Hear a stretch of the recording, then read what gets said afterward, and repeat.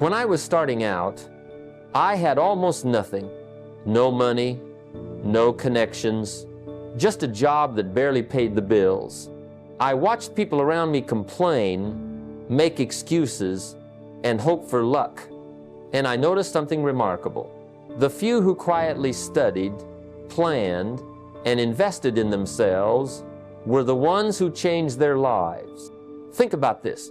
Most people live their lives as if wealth is something that happens to others. They chase money, they chase trends, they chase approval. But wealth, real wealth, is cultivated in thought, action, and discipline. Small daily habits, saving a portion of income, learning new skills, investing time wisely, compound silently, like seeds buried deep in fertile soil. And over years, those seeds become forests of opportunity, freedom, and abundance. Ordinary living comes at a hidden cost. Lost time, wasted effort, regret. Extraordinary living requires intention, patience, and relentless consistency. Success is never about giant leaps. It's about small disciplines practiced day after day, month after month, year after year. The people who create wealth understand this. They think in decades, not days. They invest in themselves, build systems, create assets, and let compounding work its quiet magic. Today, we will explore how to transform your daily choices into financial freedom. How to think like the wealthy, act with purpose, and turn modest beginnings into extraordinary outcomes. Because wealth is not a destination, it is a journey of discipline, foresight, and daily action. And that journey begins with you, right here, right now. Let me share something I've learned through years of trial, error, and observation. Too often, people think wealth is about how much they earn, as if the number on a paycheck or a bonus is the true measure of success. But I can tell you from experience, it's not what you make that shapes your future, it's what you keep. I've met people who made hundreds of thousands of dollars a year, only to find themselves in the same financial spot as someone earning a fraction of that. Why? Because without protection, without prudence, every dollar you earn can slip through your fingers as easily as water through a sieve. The first step in building lasting wealth is to create a strong foundation, and that foundation is security. Think about it this way. A tree cannot grow strong branches if its roots are shallow or exposed. Your financial roots must be deep and protected. That means building an emergency fund that can cover 6 to 12 months of living expenses. It's not glamorous, but it's vital. There were times in my early life when unexpected bills came, debts arose, and without that cushion, fear and panic would have dictated my decisions. Having a reserve allowed me to think clearly, act deliberately, and seize opportunities rather than being forced into choices by circumstance. Next, insurance is not a burden, it's a tool. Health, life, and property insurance are your shields against unpredictability. One serious illness or an unforeseen accident can wipe out years of hard work if you don't plan. I learned that lesson watching friends struggle because they ignored these protections. It's not about worrying unnecessarily, it's about creating boundaries that allow your wealth to grow without constant interruption. You'll find that the peace of mind from knowing you're protected often translates into better decisions and more confident action. And perhaps the most subtle trap of all is lifestyle inflation. As soon as income rises, many people let their spending rise faster. A modest raise can feel like a windfall, and suddenly, you're living as if you were earning twice as much. I made it a habit early on to resist this temptation. I kept my lifestyle constant while my investments and savings grew. That self-discipline created leverage. Every dollar earned beyond my baseline went into assets, not into indulgences. Wealth grows quietly when it's shielded from unnecessary drains. Protecting your money is not about fear, it's about wisdom. It's the principle that allows growth to compound over time. I can't tell you how many opportunities I could seize because I wasn't living paycheck to paycheck or spending recklessly. My advice is simple. Guard what you have before trying to acquire more. Secure your present so your future can flourish without interruption. Without protection? With protection, it becomes unstoppable. Let me share a perspective that might challenge how you've thought about money and status. Far too often, people believe wealth is measured by the luxury items they own. The flashy car, the designer bag, the latest gadget. I've seen it countless times. People pour thousands into possessions meant to signal success. Yet when you look at their bank accounts or their investments, there's very little to show for it. You see, buying luxury as a consumer only transfers your money to someone else. It never builds your own future. I've learned early on that true wealth isn't in the items you hold in your hands, but in the assets that generate income while you sleep. The rich don't chase the latest trends for status. They invest in the companies that create those trends. They understand the principle that money works hardest when it's producing more money. Consider this from my own experience. In my early years, I saw friends and colleagues eagerly buying expensive watches, luxury cars, and high-end clothing. I too felt the pull of wanting to display success. But instead of spending, I began to think differently. Rather than purchasing the brand, I asked, how can I own a piece of the brand itself? That meant buying shares of the companies behind those products. The watches, the fashion lines, the technology, they were selling millions to the world. And by owning a small piece through stock or investment, I participated in that growth. I wasn't just a consumer, I became a stakeholder in success. This shift in thinking changes everything. One evening, I remember walking past a boutique filled with designer handbags. In the past, I might have admired them with a sense of longing. That day, instead, I imagined how many bags the company sold globally and realized that investing a fraction of what one bag cost could yield compounding returns far beyond any personal use. That moment reinforced a lesson that has guided my decisions ever since. To generate wealth, you must see value where others only see desire. Luxury, when approached as an investment, becomes a teacher. It teaches patience, the discipline to delay gratification, and the wisdom to channel resources toward opportunities that multiply rather than deplete. Every dollar you invest in the right companies is a dollar that works tirelessly for you. Owning the company behind the products means your wealth grows as the brand grows. You're no longer at the mercy of fleeting trends or the need to impress others. You're creating independent, self-sustaining financial power. The key is to step back from the immediate thrill of consumption and ask, where can my money create more of itself? When you adopt this mindset, every tempting luxury item becomes a question. Should I enjoy it for a moment, or should I let it create lasting impact by investing in the enterprise behind it? I made the choice early on, and it has compounded into opportunities and wealth I never could have gained through consumption alone. Remember, the goal is never to simply own. It's to let your money own and work for you. Let me tell you something I learned the hard way in my early years. Hustling can make you busy, but it doesn't necessarily make you wealthy.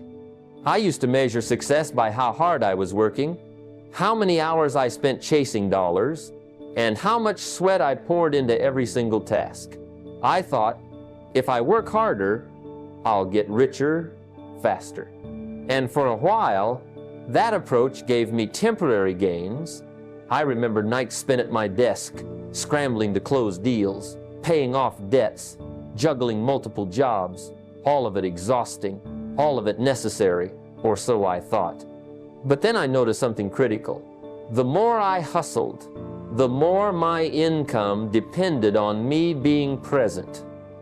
If I stopped working for a day, the money stopped. That's when it hit me.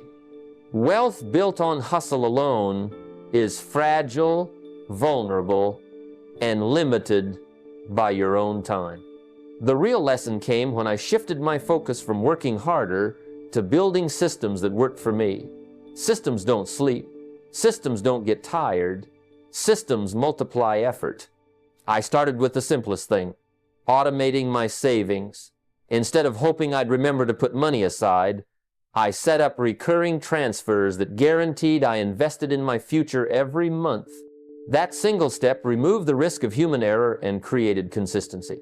Then I moved to recurring investments, letting compounding do the heavy lifting while I focused on learning, networking, and creating new opportunities. Slowly, I began to see the difference. The money wasn't tied directly to my hours anymore. It was growing independently, steadily, like a tree bearing fruit, while I tended to other parts of the orchard. I also learned that systems extend beyond money. They apply to business operations, relationships, and productivity. When I started building ventures that could operate without me being in the room, I discovered freedom I hadn't experienced before. Employees could follow clear processes, clients received consistent service, and the business generated income even when I was elsewhere. I remember sitting on my porch one afternoon, thinking about a deal I had negotiated months prior, and realizing the business had continued producing revenue without me lifting a finger.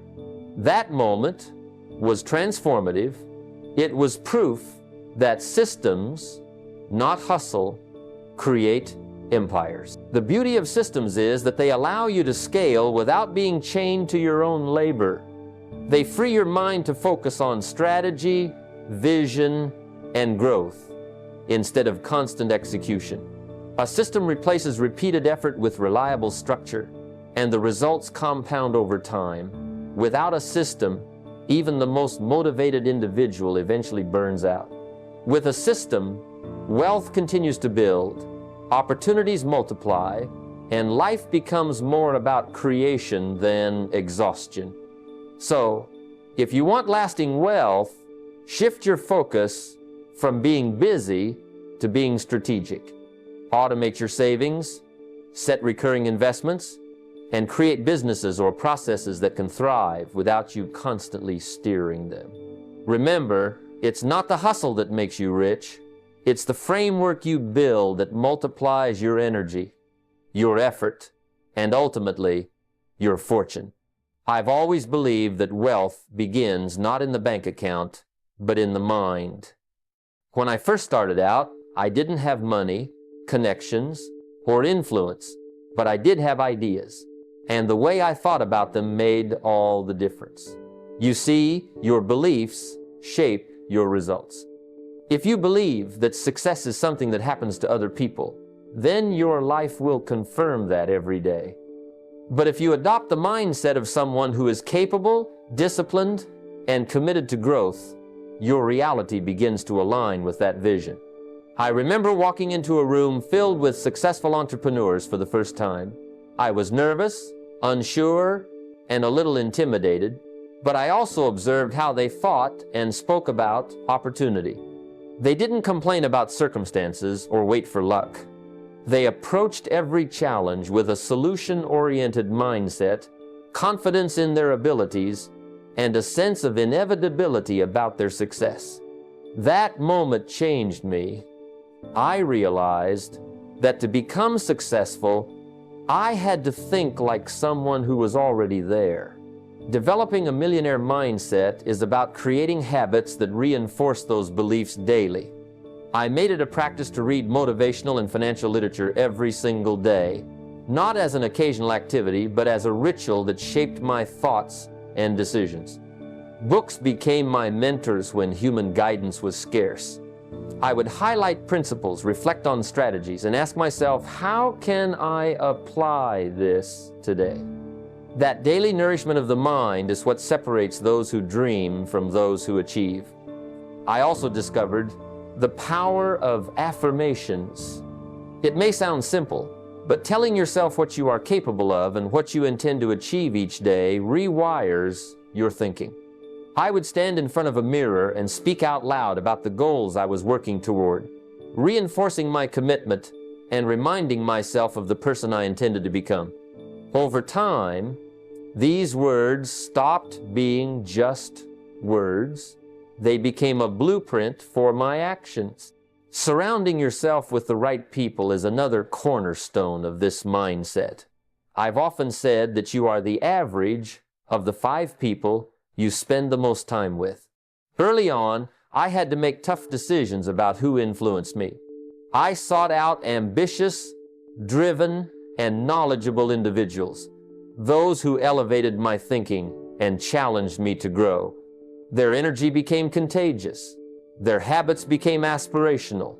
I witnessed firsthand how exchanging ideas with people who operate at a higher level elevated my own decision-making and confidence. Ultimately, developing a millionaire mindset is about intentionality.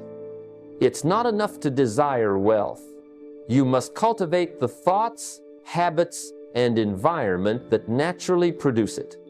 When you consistently read, affirm, and align yourself with ambitious people, your beliefs and actions converge, and you begin to operate from a place of abundance rather than limitation. The mind is the first investment you make, and when it's properly cultivated, it lays the foundation for every dollar, every opportunity, and every success that follows. I've learned over the years that wealth without control is like water in a sieve. It slips through your fingers no matter how much you pour in. Early in my life, I earned money, I spent money, and I thought that was enough. But the truth is, income alone doesn't build lasting wealth. It's the disciplined management of what you have that creates security and growth. I remember a time when I had a decent paycheck, yet by the end of the month, I could barely account for where it all went. That chaos taught me a simple but powerful lesson. If you don't direct your money, it will be directed for you, often in ways that don't serve your future. The first step toward mastering financial control is understanding where every dollar goes. Tracking, budgeting, and planning are not restrictions, they are the very tools that free you to grow. I began keeping a personal ledger, writing down every expense, every income stream, and every financial obligation. At first it felt tedious, but soon it became a map of my life. I could see patterns, spot leaks, and make conscious decisions about what to spend, what to save, and where to invest. Automating investments was the next step. I would set aside a portion of income each month to go directly into assets, whether it was stocks, real estate, or a small business venture. That automatic discipline meant I didn't have to rely on willpower alone. The system worked for me while I focused on other aspects of growth. Monthly reviews became sacred. Every 30 days, I would sit down, study my statements, and reflect on progress. What went well?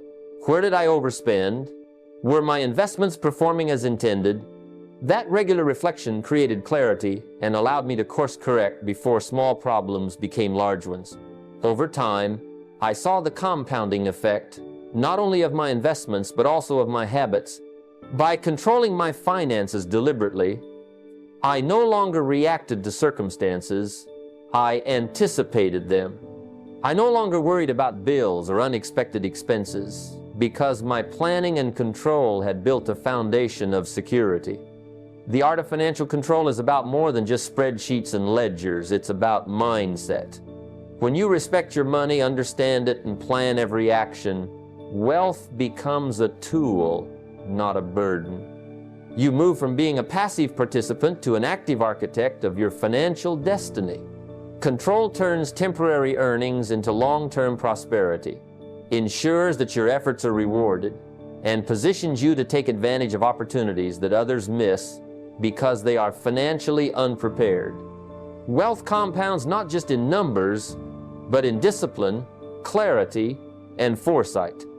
The moment you decide to master your money, you step into a life where your resources work for you, rather than you working endlessly for them. I've always believed that knowledge without action is like a seed that never leaves the packet. It has potential but produces nothing.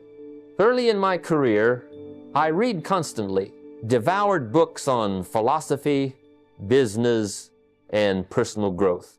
I admired those who seemed to know everything, and I thought accumulating knowledge alone would change my life. But reality hit me hard. Despite all I had learned, my bank account was empty, and my dreams felt distant. That's when I realized the difference between learning and earning. Knowledge must be applied. It must be turned into capital. It's not enough to understand how something works.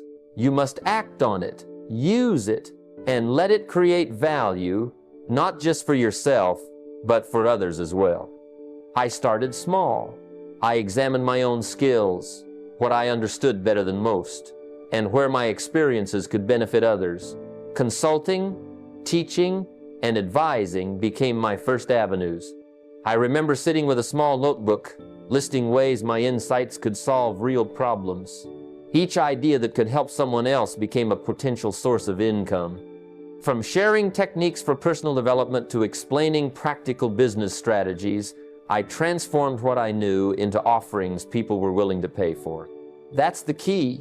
Applied knowledge is a service, a solution, a product, something tangible that others value. Technology today makes this even more powerful. You can package your expertise into online courses, coaching programs, or digital guides. I've seen ordinary people take skills they've learned over years and create businesses that generate real revenue. It doesn't have to be revolutionary. You don't need to invent a new product. You just need to identify what you know that can solve a problem and make that accessible. By doing so, knowledge stops being theoretical and becomes productive capital. The beauty of turning knowledge into capital is its multiplier effect. Unlike labor, which is limited to the hours you can work, applied knowledge can reach countless people simultaneously. One course, one consultation, or one book can impact hundreds or thousands while creating financial returns. Every bit of learning you accumulate is an investment, but only if you convert it into action. In my life, those moments when I stopped simply reading and started applying what I learned were the turning points. Wealth began to flow not just from what I earned, but from what I created using what I knew. The lesson is clear. Don't let your learning stay in your mind. Turn it into something real. Turn it into value. Turn it into capital. Knowledge is power only when it acts. Take what you know today and ask yourself, how can this create value for someone else? That's where real wealth begins. I've discovered over the years that the real secret to wealth isn't just in accumulating, it's in contributing.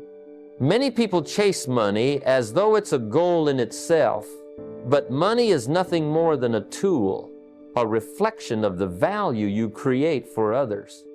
Early in my journey, I focused solely on what I could gain, counting every dollar, every commission, every contract. And I'll be honest, it left me restless, incomplete. Then I began to notice a pattern in those who were truly abundant, not just financially, but in life.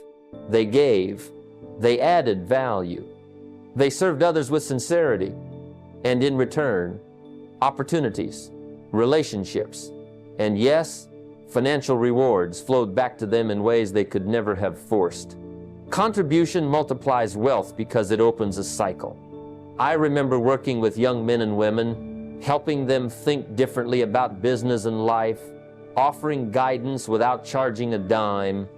At the time, I couldn't predict the returns, but over the years, Those relationships blossomed into partnerships, mentorships, and new ventures. When you give your time, your expertise, or even your encouragement, you create a ripple. People respond to value. They trust, they refer, and they reciprocate. Money follows service because society rewards those who help solve problems. Practically, this doesn't have to be grand or complicated. Setting aside a portion of your income, 5 to 10%, toward charitable causes, or helping someone learn a skill builds a habit of giving. Mentoring someone, sharing insights without expecting payment, or volunteering a few hours each month to teach or advise creates influence that compounds. I've seen people transform careers, families, and communities simply because someone chose to invest in them. Your contribution becomes a multiplier, turning modest efforts into far-reaching impact. The mindset is just as important as the action. Giving shouldn't be transactional or performed with the expectation of immediate return. It must be genuine, rooted in the understanding that true wealth flows from the value you provide. When you adopt this principle, your resources, time, knowledge, money, stop being finite. They begin to expand. Each act of service strengthens relationships, develops trust, and opens doors that no amount of self-interest could unlock. The truth is, money alone doesn't create fulfillment, but when paired with contribution, it transforms into a tool for influence, growth, and meaningful wealth. When I shifted my focus from taking to giving, I noticed a remarkable change, not just in my bank account, but in the energy of my life, the opportunities that arrived, and the people I attracted. Serving others became my engine for prosperity, and the more I gave, the more I found myself growing, learning, and accumulating resources. So I encourage you to start today. Give a portion of what you earn, mentor someone who seeks guidance, or simply offer your time and skills without expectation. Contribution is not just generosity, it is strategy. It multiplies wealth, opportunity, and the very life you lead. True abundance begins when you decide to add value first. Over the years, I've learned that the single most destructive force in building wealth isn't bad luck, the economy, or even lack of opportunity. It's emotion. Decisions made in the heat of a moment, fueled by fear, greed, or impatience, can undo years of careful planning. I've seen it countless times. People chasing the latest investment craze because they don't want to miss out, or spending recklessly after a small windfall, only to wonder months later where it all went. Wealth built on impulse is fragile, and it rarely lasts. The key is to make decisions grounded in principles, not feelings. Principles create consistency. Emotions create chaos. When I first began managing my own finances, I often acted on instinct. A deal seemed promising, a purchase tempting, and I'd jump in. Sometimes I succeeded, other times I lost. Those early missteps taught me that if I wanted enduring prosperity, I needed a framework, a set of rules that guided my choices, independent of fleeting emotions. Principles act as guardrails, protecting your assets and guiding your growth. They prevent fear from making you sell at the wrong time and prevent greed from making you overcommit. For instance, I established clear rules. Only invest what I can afford to lose. Maintain an emergency fund to cover at least 6 months of expenses, and never borrow to speculate. By defining limits ahead of time, I removed guesswork and impulse from critical decisions. This discipline allowed me to act decisively when opportunities arose, without second-guessing or panic. Emotion-driven spending is another common pitfall. Lifestyle inflation quietly erodes wealth, convincing people that bigger homes, fancier cars, or lavish vacations are markers of success. I learned to counter this by setting strict personal budgets and separating needs from wants. Each dollar spent had to align with my long-term goals rather than my immediate desires.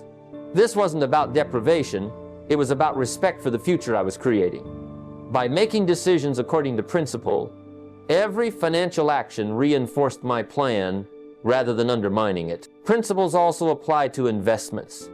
I decided early on that no matter how enticing a trend appeared, I would invest only in ventures I understood, with risks I could control. This approach meant passing up some flashy opportunities, but it preserved capital and built steady growth. Over time, I realized that wealth isn't about hitting home runs. It's about consistent, disciplined swings that accumulate over decades. Emotion may tempt us with quick wins, but principles ensure enduring success. I encourage you to write down your rules for spending, saving, and investing. Define your limits, establish emergency strategies, and commit to them. When emotions arise, and they will, you'll have a clear reference to keep you on course. Wealth isn't a product of luck or mood. It's the result of disciplined choices guided by enduring principles. Make your decisions this way, and your prosperity will not only grow, it will last. Over time, I have come to understand that one of the greatest barriers to financial freedom isn't a lack of opportunity or skill, it's debt. Debt, when used carelessly, enslaves people. It binds them to payments, interest, and obligations that drain not only their finances but also their energy and focus. I've witnessed it in my own early life, struggling to make ends meet while carrying obligations I didn't fully understand. The pressure of debt creates a constant sense of scarcity, even when income rises. That's why one of the foundational principles I've lived by is this: avoid debt traps at all costs. Consumer debt, the type used to buy things that lose value the moment you acquire them, is the most insidious. Cars, credit card, splurges, gadgets, bought on impulse. These may bring temporary satisfaction, but they chip away at freedom. I learned the hard way that indulging in today with tomorrow's money is a trap, and the price is higher than the purchase itself. Yet, not all debt is destructive. Debt, when applied strategically, can be a powerful tool to multiply wealth. I call this smart leverage. If you use borrowed funds to acquire an asset that generates income exceeding the cost of that debt, then debt becomes a vehicle for growth rather than a chain of limitation. For instance, when I started exploring real estate, I realized that taking a loan to purchase a rental property wasn't the same as charging a luxury item on a credit card. The property generated rent, building cash flow that not only covered the loan but also created profit. Similarly, business loans can serve as leverage if invested in ventures with disciplined planning and predictable returns. The key is never to borrow blindly.